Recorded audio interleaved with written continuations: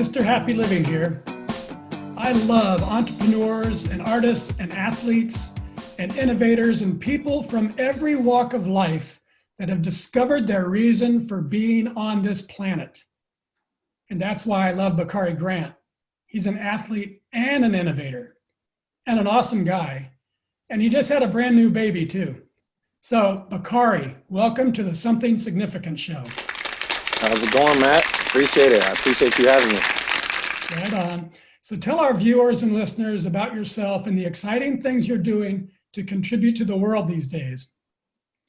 So about myself, I won't go too far back. So recently retired from pro football, played my years up in the Canadian Football League over the past 8 years, and got heavy into community. Well, let's not lie about it. So Matt, just for the viewers, me and Matt went to UC Davis. We both played for the Aggies, different time periods a little bit, but back with the Aggies, I got introduced into a different aspect of football, and that as a community inspiration or as an influence, we got to do a lot of work with Shriners Hospital up in Sacramento.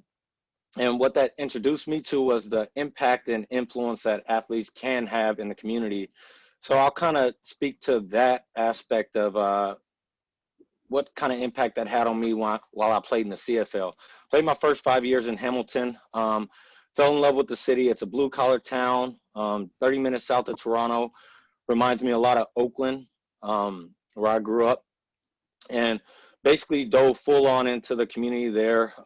Loved it, loved giving back, loved dealing with the kids up there, because in the CFL, a big push was to bring the next generation into football and to try to steal a couple of them away from hockey. So I got involved a lot, really heavily into the community there in Hamilton. And I took that throughout the rest of my career and it played a really big role in my life, seeing the impact. I mean, being in a league for 8 years, 9 years, one, showed me that I was getting old, but two, it turned a lot of those little kids or younger kids into teenagers, and even some of those kids into university students and athletes. And to see that transition, it had a really big impact in my life, and as far as the influence and the impact that I could have as an athlete in the community.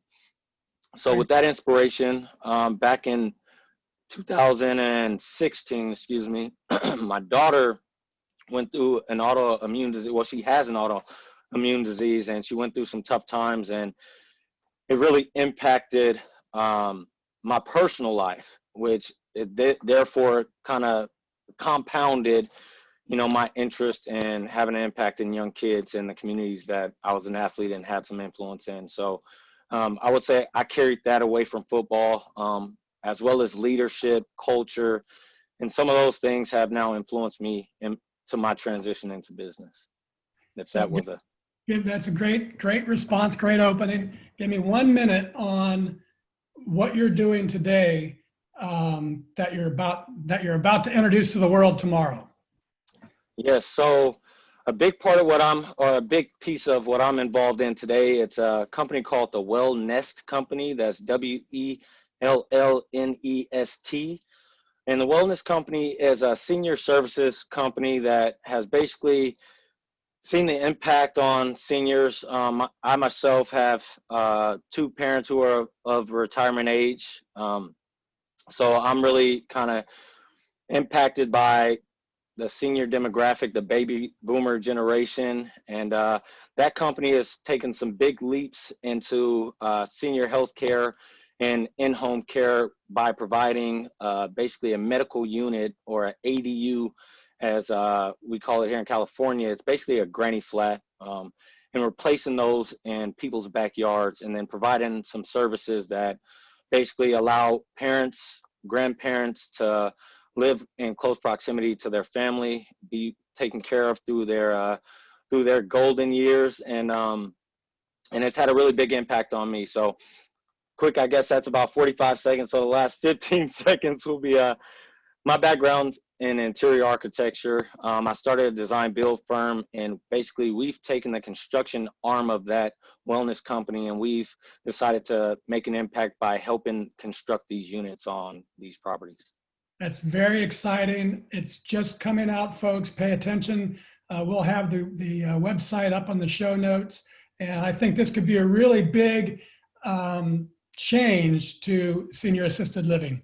So Absolutely. congratulations on a big idea, my friend. Thank you, Matt. So something significant. I define significance as containing 4 elements: doing things you love, in places you love, with people you love, and creating something of value to others. So it's doing, but it's also giving. And to be a giver, you need to have excess capacity in your life. So the question is, what personal practices do you have, Bakari? Physical, mental, spiritual, financial, emotional? What are your practices to increase the capacity, your capacity, so you can be a giver? Absolutely. That kind of takes me back to, I said there's 3 elements, and as an ex-athlete now, I got to experience the game day atmosphere, which means it starts, the week before in preparation, but really the night before a game. Proper sleep and hydration, proper sleep, proper hydration, and then eating well. So those are 3 elements that I found in the business world, because we don't have practice hours or PA restrictions on how long we can work. So I go pretty hard as far as I stay up late, I wake up early. I don't really stop working throughout the day. And now with COVID, I work from home, I work from the office, I work on the site. So one thing that I found really helps me is if I keep those 3 elements conscious throughout the day, because I will skip meals, and obviously sleep, I try to limit to 5 to 6 hours. And sometimes, body says lay down and you can't go anymore. And then hydration is the 3rd element to that. Those are 3 physical elements that I try to stay conscious of. And Matt, something that we resonate with, and actually you brought to my attention, is I was raised throughout college on a fundamental mindset and skill set and spiritual belief, I guess you can consider it, of the Tao Te Ching, and I practice that pretty heavily. I recently changed over, waking up and punching open my emails to, I'll read 1 lesson of the Tao Te Ching a day. That's the first thing I look at. It's positive. It kind of resets my mindset, and it keeps me in a space where I can open up and give to others without having some heavy things still on my mind from either the night before or emails that kind of bog me down in the morning. That's a great answer. And folks, I wrote a blog post about what Bakari is talking about, our stealth training when we were athletes in college, and it's called the Undercover Tao. And Kyle, let's just put that in the show notes and people can read about it if they're interested. Absolutely. Good stuff. Great start, Bakari. You know how much we love our sponsors, so let's take a quick commercial break. Mr. Happy Living here. I love good things made by good people. That's why I love Casandrino's oil, made from olives soaked in the Grecian sun for months and picked by hand with care. You'll love it too. Grab a bottle today and get 50% off your first subscription order.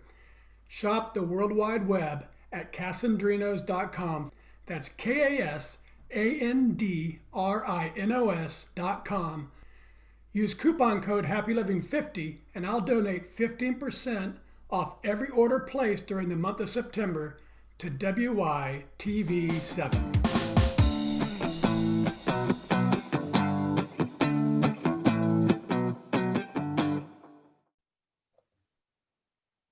Okay, welcome back, everyone. Right after this show, go buy yourself some Casandrino's oil. You're gonna love it. Now let's get back to it with Bakari Grant. So Bakari, in my second book, Turning Inspiration into Action, which I think you've read now, I explore the idea that major life transformations and discovery of purpose often comes from devastation, some terrible illness, a sudden death. But a happier way to create transformation is using inspiration. So my question for you is, was there a specific moment or situation when you discovered your purpose? You discovered the life that you were meant to live? I'll say that's twofold. There's actually two major moments in my life. And the first one is less of a moment and more of an experience. It was when I started playing football.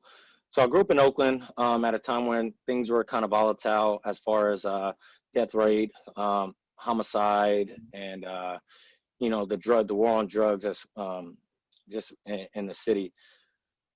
And I got into football early. I wanted to start actually when I was 7, and it ended up starting when I was 8 because I was too young. They told me to come back a year later, which upset me a little bit, but put a chip on my shoulder. So when I got into football, though, what I found is I had some really, really good mentors as far as coaches. And what they taught me was elements of football that I can pull away from the game and apply to my normal everyday life. And I wasn't much on goals, obviously, as an 8-year-old kid or, what I could do for the world. But I did understand at that moment, dealing with some teammates and dealing with some issues. And I played for the Oakland Dynamites. Shout out to the Dynamites, which is, that's a middle of East Oakland team. And so we got a wide range of kids. And what I began to understand is that no matter what different level of life or economic background that any of these kids came from, we all had different experiences that we related back to the game and were able to take away. But what it did show me was that I had it a lot better than some other kids.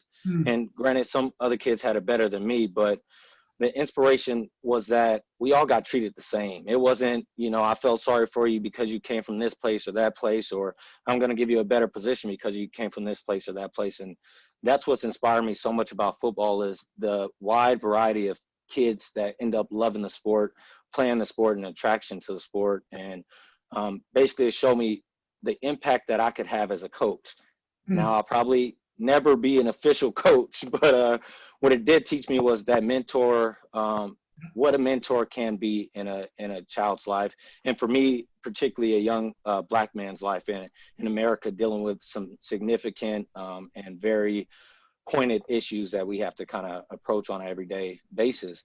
So it inspired me for my life goal, which little long-winded for this conversation, but one of my life goals in a mentorship program that will perpetuate a cycle of mentorship and education from kids from Oakland. So that's one of my inspirations. My second inspiration actually came from my daughter's illness when she contracted autoimmune disease called Kawasaki disease. And man, Matt, I tell you, the power that little girl showed. She was, I believe, 6 years old at the time, and I mean, weekly blood draw. She was in the hospital for weeks on time, and the biggest impact that it had on me was the fact that she missed my birthday one year, 2017, because I was in training camp and she was supposed to come up the day before, and she was in the hospital and she had to get treatment. Her biggest upsetting moment was the fact that she wasn't going to be there for my birthday, that she thought she was letting me down because she was in the hospital. And the strength and selflessness that it took just showed me and gave me a different perspective on the world, on my life, on things that I complained about on a daily basis that I think we all have put into perspective in 2020. But that has been an inspiration from the moment she got sick to this day, and will forever kind of, give me that perspective about life and what's really important and what really matters. Looking forward to getting to the quote section of this because you're reminding me of some of those quotes. And so what we've gone through is what I call the happy formula, combining capacity plus purpose equals happy. And when you put those two things together, capacity and purpose, the sky's the limit. But I believe the real magic of life comes from the fourth element of significance. So here's the question: how has doing work that creates value to others brought joy and magic into your life? So, I mean, kind of along those same lines. So on the back end of my daughter's her hardships as far as being in the hospital, kind of as a resident, I decided I went through and picked a charity that I would donate to for that year from my receiving yards and things that I was able to do on the field to be able to translate and connect back to the community. And organization that I decided to support and get involved with is called Hope's Home. That's in Regina, Saskatchewan, if you can say that, say that city and province. But Hope's Home, what they did was basically take kids with severe illnesses and parents that had children with severe illnesses. They care for them. They make room for the parents to have days to, you know, breathe and do what they do. Some of these are working parents. Some of them are full-time job taking care of their kids. And when I got involved with this organization, basically I decided to be a representative in any way that they saw fit. And they did a fundraiser one time where they sold my jersey and some other football memorabilia. And basically my ability to connect with the people, these were other donors and supporters of this organization. And when I connected with the folks that were supporting this organization, I developed some relationships that will be lifelong. It's the folks that were involved with this organization were so giving of themselves. It was businesses and personal. And when they came together for this one night, it was their major fundraising night. When they came together for that night, everybody was giving. I mean, from the stories to the donations to the inspiration. Moments like that inspire me and show me that I'm on the right path. I mean, Yeah. one of the ladies and gentlemen that I met at this event, now my kids consider grandparents. They're Canadian grandparents, and every birthday they call, they talk to them, they have a relationship with them, and it just goes to show you that, you know, the life we live, we attach a lot of times to the material things or the experiences, and it just goes back to show you that it's relationship based. And the stronger you develop these relationships, to me, that's inspiration. That's, you know, what pushes us forward in life, is that human connection. Now, so that's a great story. Awesome story. Gives me goosebumps thinking about it. That's looking backwards. Now let's put that same question about giving to others and bringing joy into your life. Can you imagine, tell the audience what it's going to feel like when you have your first granny set up and you've actually changed this family's dynamics that they're caring for their parents? What's that going to feel like? I mean, I know I get charged in some of I was gonna say, books, but I can't imagine what that's going to be like. Now you're giving me goosebumps. So, and the reason, again, Matt, the reason that this is such an inspiration when we talk about the wellness company is the mission is we help save lives. And the fact of the matter is, our goal and mission is solely to help save lives.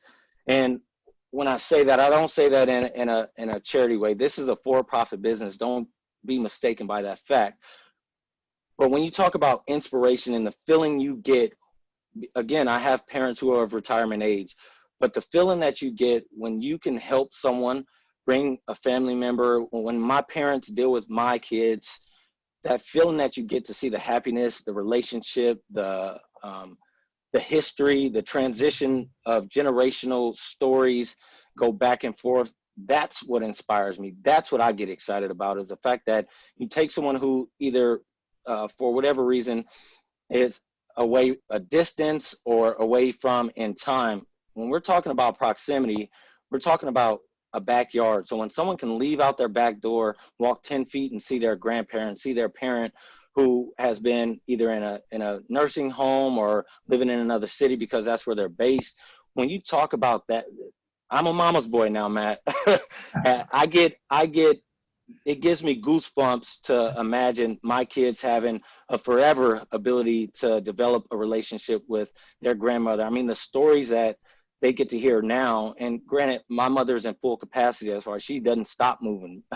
But, you know, if she was of age where she needed that care, that level of care, that's what to help, because again, a 5, 6, 7, 8, 10, 12, 20-year-old dealing with a parent or a grandparent, that gives life. When you think about why parents live on, why people move on, is they get that inspiration, that life from that next generation. And that to me is what's exciting. It's great. Really great. Yeah. Okay. Sadly, we got to start wrapping things up here, but let's do a lightning round. And what I want to do is read one of my very favorite quotes and then have you respond by telling us what it means to you. Okay. No more than 45-second answers. I'll try to keep it to 30. Ready? Ready. Set, go. Once you get where you want to be, you're not there anymore. I think that quote has to be about a growth mentality. I lend to think that I love growing, I love learning, and if I ever feel like I'm at where I'm supposed to be, I'm looking for the next direction in every corner of the room. Boom, out of the park.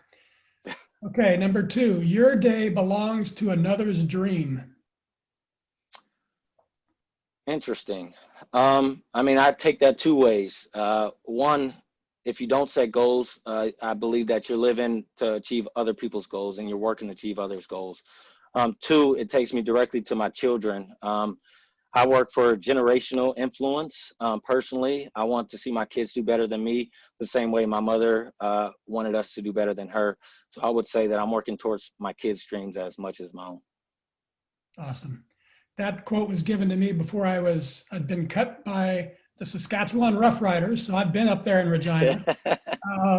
And I was looking for some magic, and I went and met with a guy who had played pro ball. And he told it to me in this context that, look, dude, you're getting ready to go to the Raiders and you're trying to figure out how to make that team. But your day belongs to, so many other athletes would love to be where you are. So Absolutely. it was a story about gratitude, and it's Absolutely changed my life. I didn't make the Raiders, but I got the quote. That changed my life. Okay. Hey, sometimes it's about that too. Number 3, you're perfect just as you are, and you could use a little improvement. I think that touches again on the growth mindset for me. I think, what we struggle with in this day and age with so much influence, so much noise, is a clear understanding that we are perfect within all our flaws. We are perfect today because we're supposed to be here today. There is no other way to be but the way we are. But that also doesn't mean that we can't improve tomorrow. And I think I live by the motto I learned in football, and that's 1% better every day. And if you can do that, you'll always improve in life. So I think that touches directly on that. All right, we're doing good here. Other people's opinion is none of your business. Absolutely. If someone, again, I think the hardest part to understand about that sometimes is everyone doesn't know our vision. So their opinion about us today may not be about the path or the journey that we're on. Everyone only has so much insight into our journey. So again, if it's not said to me, it's not my business. That's another one I relate to that. So I just try to be better every day. I think it relates to the previous one as well. Very good. Okay, last quote. Maybe one of my favorite ever. Whatever you can do or dream you can do, begin it. Boldness has genius, power, and magic in it. Begin it now. What I guess that relates to another quote for me, and maybe this is just my way of dodging it a little bit. But they say, hard work, you get lucky when you work hard, or something to that extent. Is the harder you work, the luckier you are. And I think it relates to that, is to say it's, for me, it's affirmations. I say affirmations every morning, every night. If I go through a hard time during the day, I say them about 4 or 5 times a day. But again, I think they're to inspire action. Words alone don't get it done. And a perfect example is why I reached out to you and why I look to you as a mentor, is because everything that you've spoken to me about, it's about action, whether it's things you've done or things you're doing. They're all based in action. And without the action, words. So I think it relates directly to take action today, now. Great. Good stuff. Okay, Bakari, just take a minute or two and share any parting remarks or comments that you'd like to give to our audience. Absolutely. I would say, again, learning in life and consistently growing, um, leaving football, reaching out to folks like Matt, who has been a great, not only inspiration, but a resource for me as far as reaching this level of happiness. And that's different for everyone's journey. But what I've realized is that the power of relationship, it's always been built into my life with teammates and coaches and family. But to take a leadership position and have to reach out and develop relationships has shown me not only the power, but again, the ability to open up different lanes, avenues, and ways to progress in life to the place that we're supposed to be. And Yeah. I love happy living and everything it represents, and the way that it makes me dig deeper, even with this podcast alone, but also with the books and the blogs and everything that Matt puts out into the world. So selfless plug, GSS Incorporated is is the design build firm that I'm working with, and I'm reaching out to Matt to make sure that I'm staying on task and maintaining a happy mindset and chasing significance. And the way that I'm doing that is through the wellness company, which again, Matt will share some of the links and some information about that company and how it's inspiring me and making a huge difference in the world. So I look forward to moving forward in my purpose and with that company. Very, very good. All right, everyone. That's it for now. If you're inspired by today's show, please donate what you can to WYTV7 so we can keep reaching ordinary people ready to create extraordinary lives. Or buy tons of olive oil and I'll do the donating. Thank you, Bakari. I'm inspired by the goodness that you're putting into the world. Thank you so much, Matt. I appreciate everything you're doing. I'm sure you'll inspire millions of people, and I appreciate that I can be a part of that. Thank you. And thank you, WYTV7, for hosting and promoting our show. A special thank you to our sponsors for the entire month of September, Casandrino's Olive Oil and Happy Living. Remember, the more you buy, the more I'll donate. So buy a lot and tell your friends to buy some too. Most especially, thank you, viewers and listeners. You'll find links to websites and social media and all things Bakari Grant. Find him, friend him, engage with him about the show, learn about wellness. And finally, from me to you, dear friends, I love you and I want you to be happy.